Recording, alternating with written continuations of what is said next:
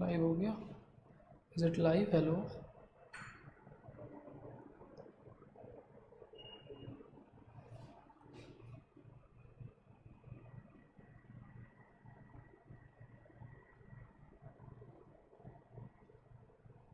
Hello, is it live? Comment please.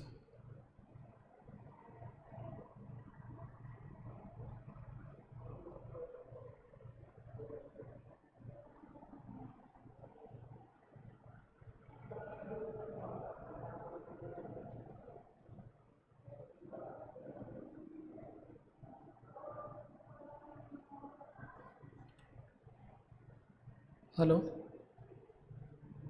am I audible?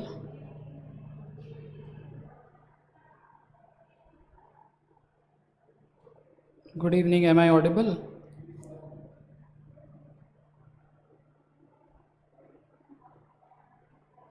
Hello, am I audible?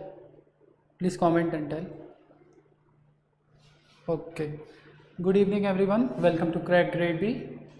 And we are here to discuss about economics and finance, the current issues and the analysis. And this will be daily class from today onwards. So this is our first class. Let's begin.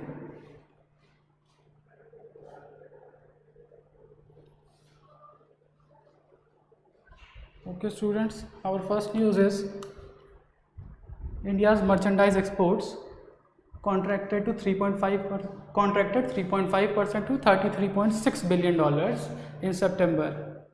There are various global issues going on which has impacted our export growth, and we are in a decline. Hello, am I audible? So what is the significance of this contraction? So we can see that since September we have first time contracted in 19 months. We have not contracted in exports since February 2021. For 19 months India's exports were growing. Now why this dip is happening?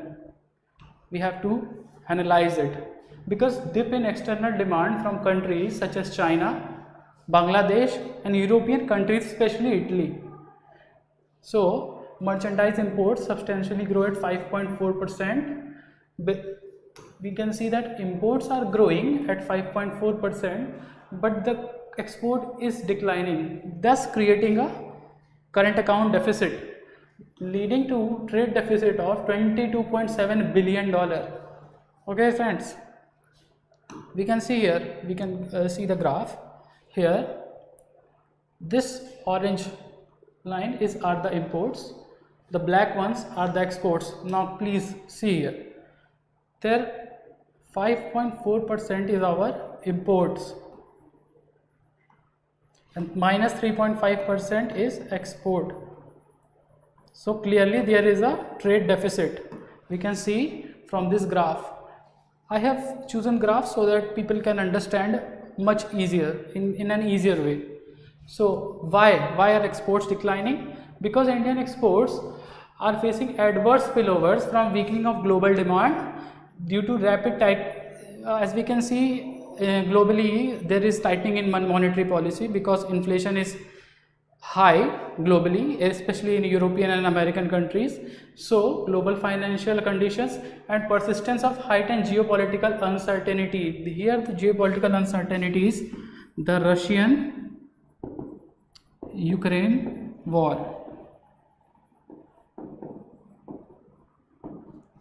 Now the two biggest decline have happened in engineering goods, and ये 17% से हुआ है, and in apparels by 22%. So India exports engineering goods mostly to United States and Gulf. This decline is happening due to overstocks.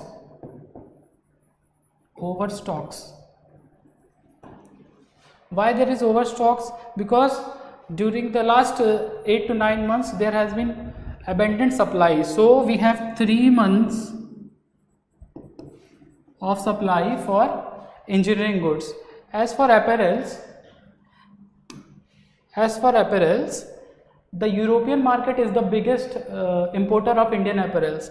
But since we have seen that British pound is falling, Europe is going through inflation due to the Ukraine-Russia crisis. So that's why apparels are hit, and it is being said that this will go further down. We will keep looking at it in our further sessions.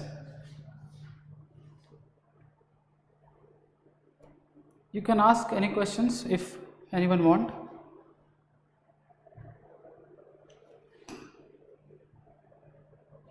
So here is another graph. Okay, we export to these 10 countries.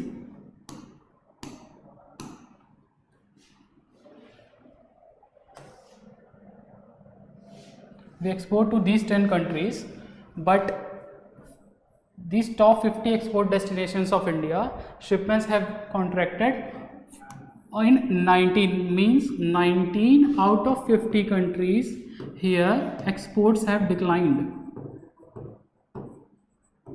In July this number was 17, and in June this number was only 6. So the main cause is economic slowdown in China, because they have been very stringent in their curbing the COVID. Strict lockdowns, shutting down of factories has caused economic slowdown in China. We can see that the zero COVID policy has led to the economic slowdown in China. So the export has declined to 35.6% contraction in India's export.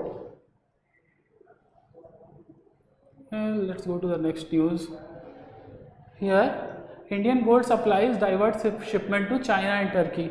Why is it happening? The basic crux is because these two countries are giving higher premium to the gold exporters.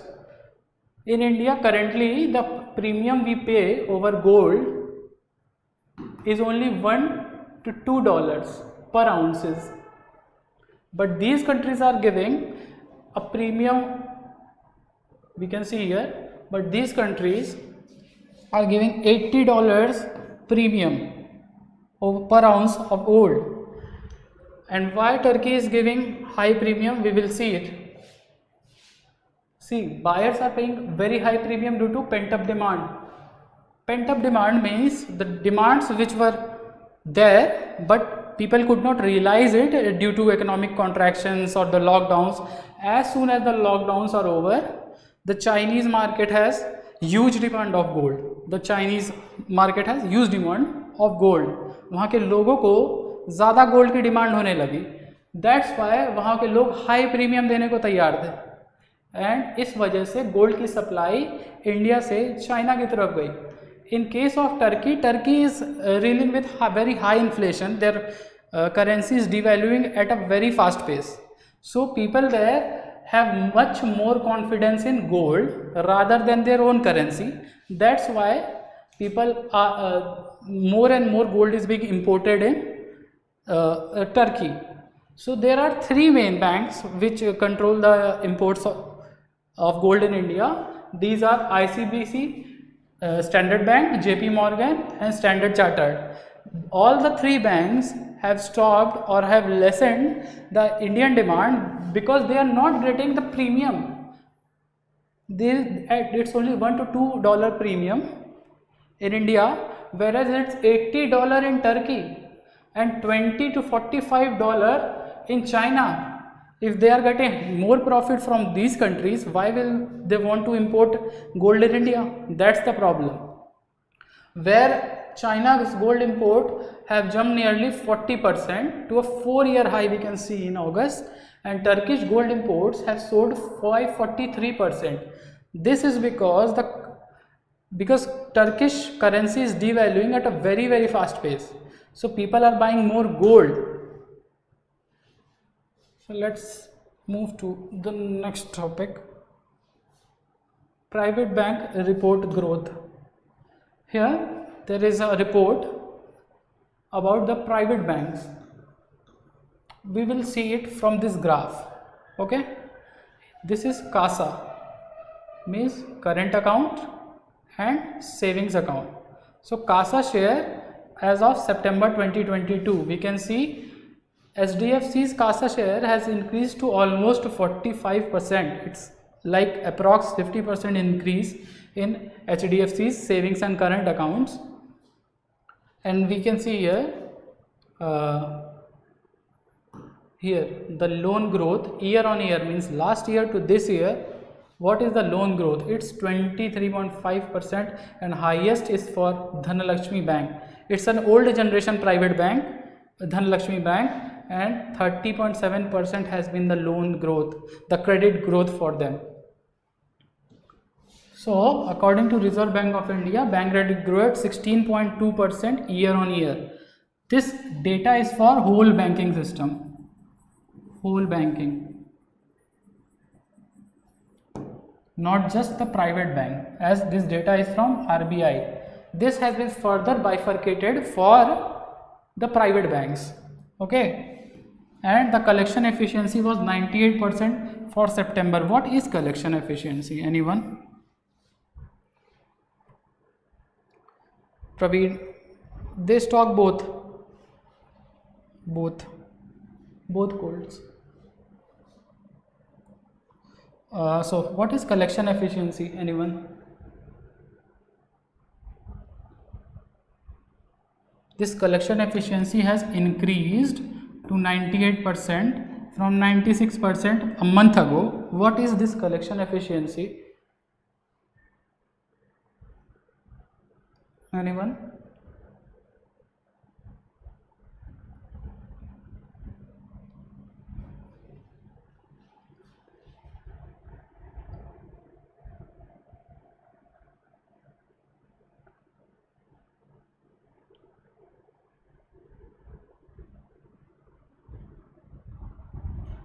So collection efficiency is the efficiency of a bank to collect back its loan. Suppose this is a bank, it has given a loan to some, say, business or MSME, and how efficient is this bank in getting back the loans that it has dispersed is called the collection efficiency of that bank, and it has increased to 98% for private sector banks.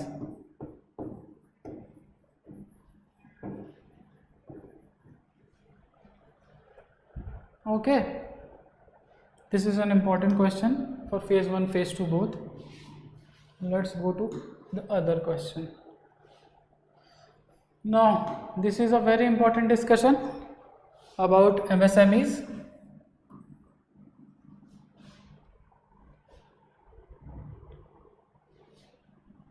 Can anyone tell, does MSME come under priority sector lending? Does it? Does MSME come under priority sector lending? Anyone?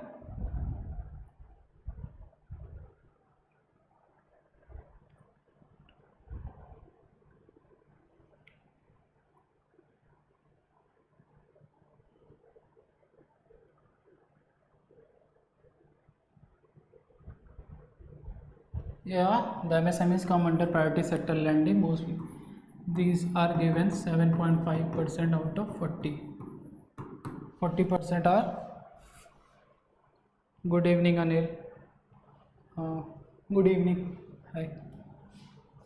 So now the topic, credit to MSME rises but needs a tech push. What does it mean basically? This means that the credit or the loans given to MSMEs have increased, but to penetrate more and be more efficient in giving loans and also collecting back the loans, we have to use the fintech sector. This whole discussion is about that, the problems, the issues, and the way forward. Let's see. So first, the disbursement to MSMEs rose to 32% in 21-22. Okay, and highest was to medium enterprises, followed by small and micro. Okay, the highest share was of medium enterprises, 32% in 2021 and 2022. And this whole momentum is carried in 2022 and 2023 financial year as well, because PSL to micro and small enterprises have risen 5% more. This means priority sector lending given to small and micro sectors have further risen 5% between this March and August. This is report by Reserve Bank of India. Okay. Public sector bank have seeded. This means in this whole Q4, public sector bank has fallen behind the private sector banks in giving loans to MSME. It is said that private sector banks do not lend to small farmers or small industries, as they fear that they will not get the money back. It's not profitable. But we see here that private banks have surpassed public sector banks in giving loans to MSMEs. They have given 51% to micro enterprises and 69%, approx 70% loans to small and medium enterprises is given by private sector in Q4. Okay, not the public sector. The private sector here is beating public sector banks. We can see here. Private banks is denoted by dark magenta color. Micro 51%, small 69% by private sector, and medium also 69%. That's by, and NBFCs are the least, 9%, 18% here and 6% here. So we can clearly see that private sector banks are now fastly becoming a good source, the wheel that turns our economy. Let's go to the next slide. Now, although MSMEs have there is a record amount of credit for MSMEs, still the parliamentary committee, we can see here on finance, said that the credit gap still is of 25 trillion dollars. We can see, although there is a record high for loan disbursement to MSME, still there is a gap of 20 to 25 trillion dollars. And how? And we can see how we can correct this. So by digital infrastructure such as account aggregator framework and open credit enablement network can potentially lead to $3 trillion lending to MSMEs next year. It is said by none other than Chief Economic Advisor V. Anantha Nageswaran. Okay, we can see he is saying that the fintech, as much fintech companies will come together and work with the already scheduled banks and NBFCs, we can achieve $3 trillion loans. We can give $3 trillion more loans to MSMEs and try to fill this gap. Okay. Now there is also a problem of bad loans. Anyone, what is a bad loan?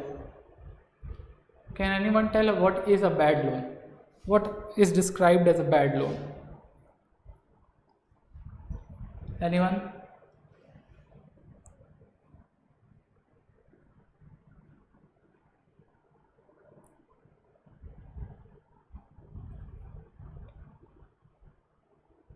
क्या होता है bad loan? There is an issue of bad loans with loans given to MSMEs. We will discuss it, but what is bad loan? Anyone?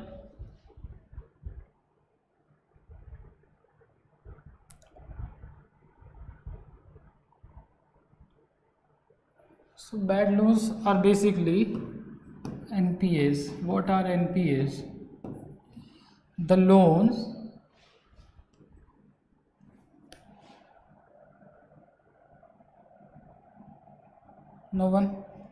the loans which have not been paid back in last 90 days. Last के 90 days में कोई किस्त या कोई EMI अगर पे back नहीं की जाती है तो उसको बोला जाता है NPA and this is qualified as bad loans. Okay, so private sector has a healthy 5 to 7% of NPAs in 9 quarters, whereas public sector has approx 21% or 20.8% as NPAs. Okay, we have to see how to tackle this problem of high NPAs in public sector through MSMEs. Okay, and NBFCs have 9.6% of NPAs. These numbers are very important, please note it down. High NPAs push MSMEs into vicious cycle. What is a vicious cycle? Anyone? What is a vicious cycle?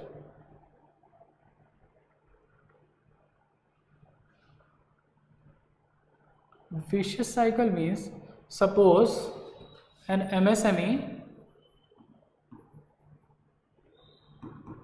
took a loan, okay, and it defaulted on its loan. It defaulted. Okay. Now, since MSME defaulted on its loan, now because they haven't generated a profit, so they can't pay back the loan. Even if they want to and they don't have the profit or income to pay back the loan. For this, even if they want to get more credit, the banks will not give them credit to further improve their business. So this is the vicious cycle. ये एक ऐसे cycle में फंस चुके हैं MSME के लोग कि इन्होंने पहले डिफॉल्ट कर दिया, बट फर्दर इन्हें क्रेडिट नहीं मिल सकता क्योंकि लोन्स इन्हें क्रेडिट देने में डरेंगे कि क्या आगे जाके ये फिर से डिफॉल्ट कर देंगे, तो इसीलिए इन्हें फिर फर्दर लोन्स नहीं मिलते, इनका बिजनेस नहीं बढ़ता है और फिर ये कभी लोन वापस कर ही नहीं पाते हैं. ये उसी साइकिल में फंस के रह जाते हैं. This is called the vicious cycle. This is because the high NPAs, because of the high NPAs in the MSMEs. Better data can help banks map risk. So now, what is a data? Better data. Where have we seen this an example of better data?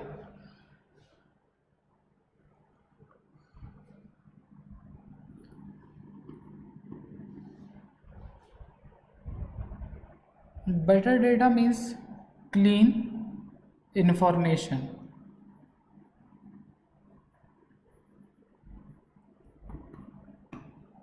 If banks, through use of technologies and means and other ways, can have clean information about who are they giving the credits to and what is the risk profile, then it will be a much better option, a much viable option for the banks, as they will not fear कि पैसा वापस आएगा कि नहीं आएगा, money will come back or not, if they have cleaner, better data and better information about whom they are giving the loans to.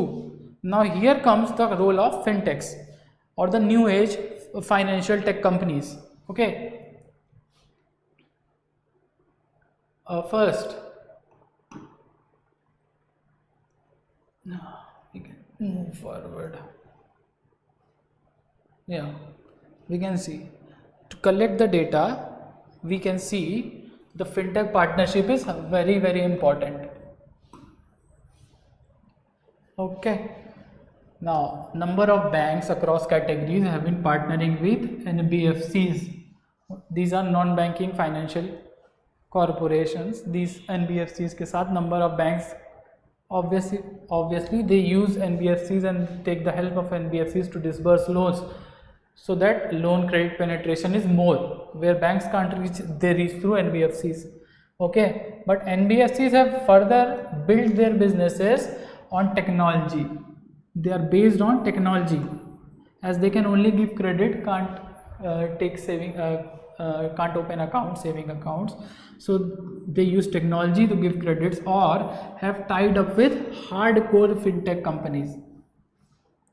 Here is an example of Indian State Bank. State Bank has tied up with UGrow Capital to disburse MSME loans.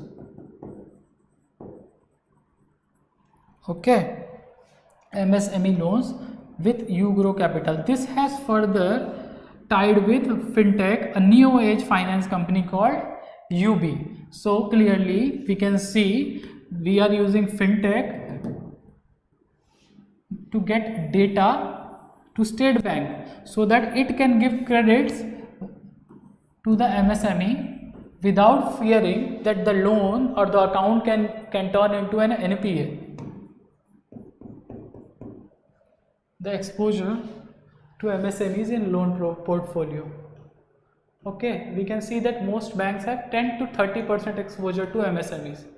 Okay, most of the banks are giving minimum 10 to 30% loans to MSMEs. Maximum is maximum exposure is by Karur Vyasa Bank, 31.3%. It's more than 30. Okay, State Bank is the median, 20.8%. Okay, SDFC is giving 23.2%. Just for a reference, you can see the graph and check the trends. You don't have to always remember the numbers here.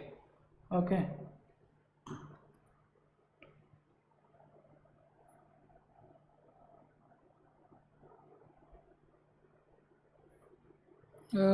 Anyone more?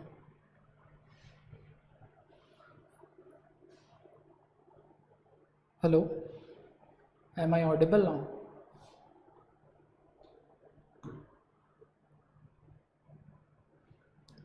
Am I audible? Okay.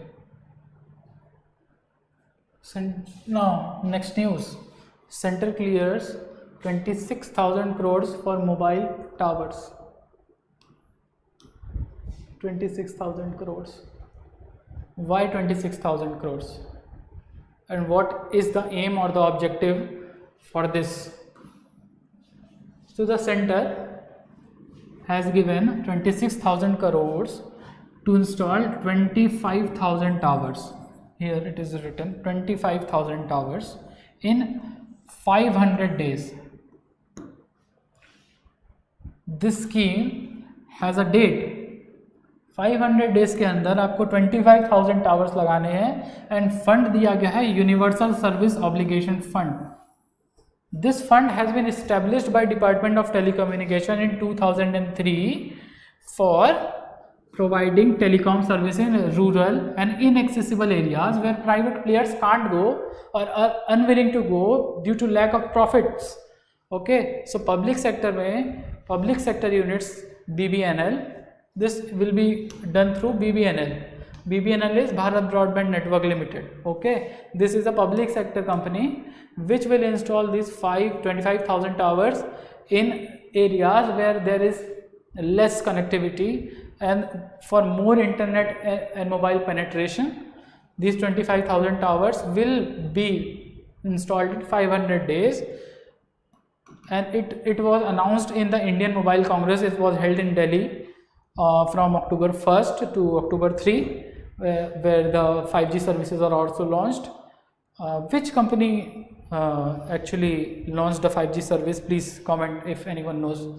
In the Indian Mobile Congress, which company? Okay, this was announced by Telecom Minister. Who is our Telecom Minister? Anyone? Who is our Telecom Minister? Telecom Minister. Who is our Telecom Minister? Okay, you can see funding of. Okay, anyone? It's Mr.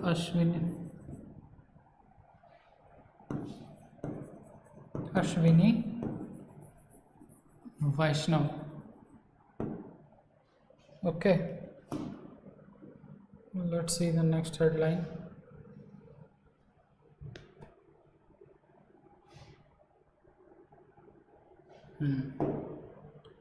Automobile sales revved up 11% by FADA. What is FADA? FADA is Federation of Automobile Dealers. Wait. FADA is Federation of Automobile Dealers Association. Okay, it has given a data that in this Diwali sale or say festive sales, 11% more they have sold 11% more vehicles. But there is some shocking things when we look at the graphs. Okay, it has also said that the industry जो industry है वो pre-COVID levels पे अब भी नहीं आई है. It has not hit the pre-COVID levels and it's down by 4% still. 4% अभी और आना इसको बाकी है, तब ये टच करेगी pre-COVID 2019 के लेवल्स को. Okay still. And why is it so? क्योंकि रूरल डिमांड जो है इंडियन मार्केट में, चाहे वो FMCG के लिए हो, फॉर FMCG और फॉर व्हीकल्स, रूरल डिमांड अभी भी इंडिया में बढ़ नहीं रही है because their income is low, inflation is high. So and we can see it because we can see the tractor sales declining. Here come we can see from this chart. Let's analyze the chart. Okay, here we can see two-wheeler sales have grown only 9% and tractor sales have declined to minus 1.5%. What does it signify? It signifies that the lower strata of the Indian society are worse off, have been worse off and worse hit due to COVID and the lockdowns. And now with rising inflation in fuel prices as well as high interest loans, people are not taking loans for two-wheelers or tractors as it has become infeasible for them to purchase a new bike and maintain it. Okay, so this has led to high sales of three-wheelers as people are shifting more and more to public transport to save money. Okay, and this we can see that this three-wheeler segment is seeing a structural shift and more three-wheelers that are being bought, जो खरीदे जा रहे हैं वो है electric vehicles, EVs. This EVs they are being purchased are EVs, and this has been due to FAME 2 subsidy.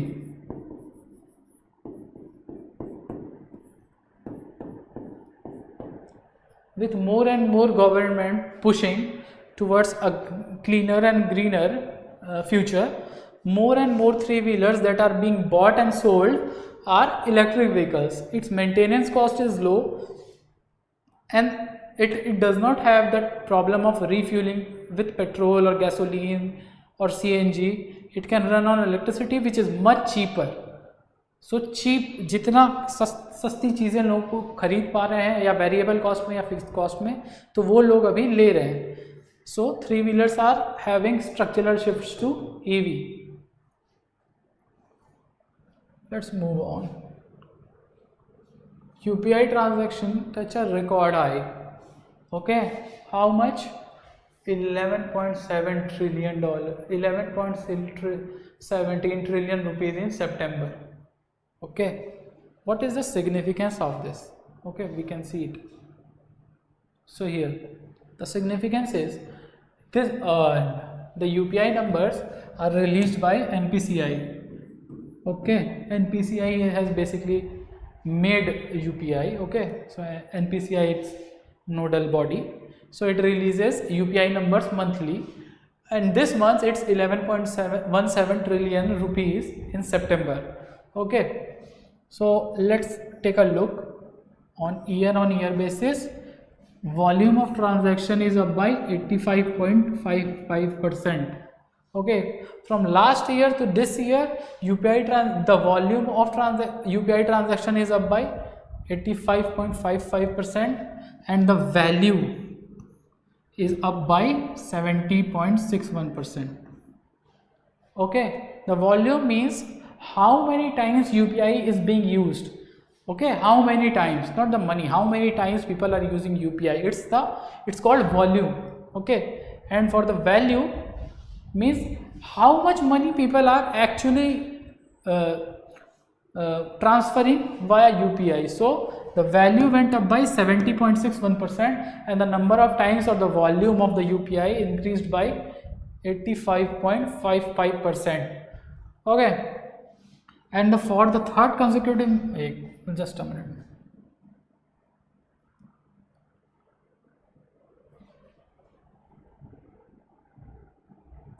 For third consecutive month, UPI transaction volumes reached 6 billion mark.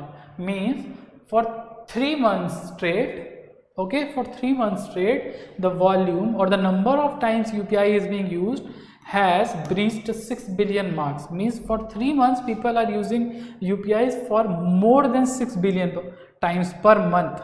Okay, India's population is 1.3 billion. Not all people use UPI, and still for the last 3 months, each month its 6 billion mark has been breached. Here is a graph to show you the growth of UPI. Okay, just look at it. It has risen exponentially, though having some downs, but it has risen to 11.16438, 11,16,438 crores. Okay, it's slowly reaching 12 lakh crore rupees. We will see it in our next video. Okay,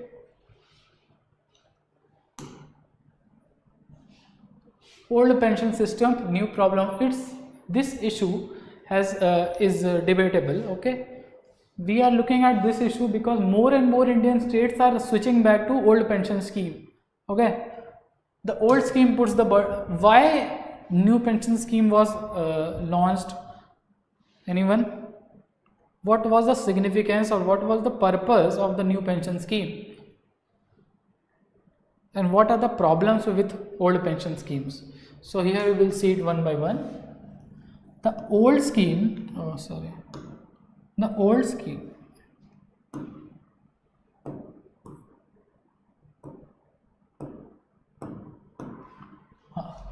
scheme puts the burden of employees' pension on the state. This means the old pension scheme does कि अगर किसी employees को after 60 years say he wants a pension, the state or the government will bear the burden. Okay, in the new system the contribution was from employer and the employee. What does it mean? This means state does not have to contribute full money to give pension to people who are retiring, because people are equal partners if they want a pension, they are equal partners and contributors in their pension fund or the NPS scheme. We will read it further in other lectures, but here we are analyzing what is the problem with old pension systems and how it will affect the states if they go back to the old pension scheme. Okay, let's see this graph here.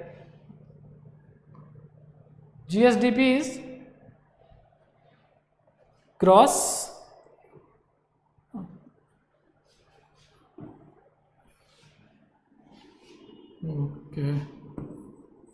gross state domestic product. Okay, GSDP means gross, जैसे GDP is for the nation, the national GDP, वैसे state के लिए GSDP. Okay, here we can see, let's come here.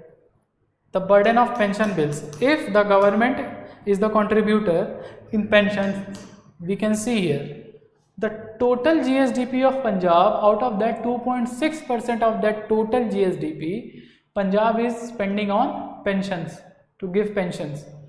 Now this, ये figure आपको बड़ा नहीं लग रहा होगा, but let's come down to the share in revenue. Okay, pension as a proportion of GSDP on tax revenue. जितना tax government को आया, ओके, एज रेवेन्यू, ओके, जितना टैक्स रेवेन्यू उन्होंने कमाया उसका कितना परसेंट उन्होंने पेंशन के लिए यूज कर दिया. These are scary numbers. So Bihar has used 63.8% of its total tax revenue only on one scheme, that is pension. Second is Assam, third is Punjab. Okay, these are the top 3 states which are using maximum of their revenues. Okay, these are using maximum revenues